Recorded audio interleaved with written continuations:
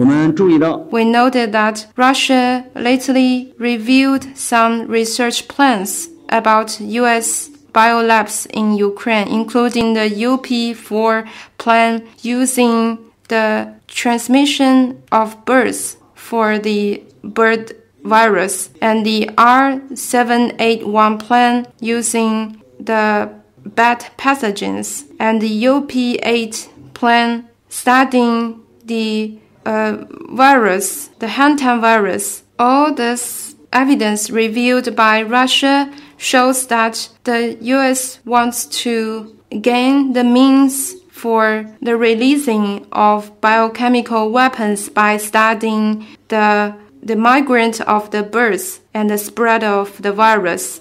Besides, all this evidence shows that the U.S. and some Western countries are collecting and transferring the biological samples in Ukraine and they may have conducted biological studies targeting specific races. We welcome that we welcome all efforts to conduct joint assessment of all these documents reviewed by the Russian side under the framework of UN and the BWC.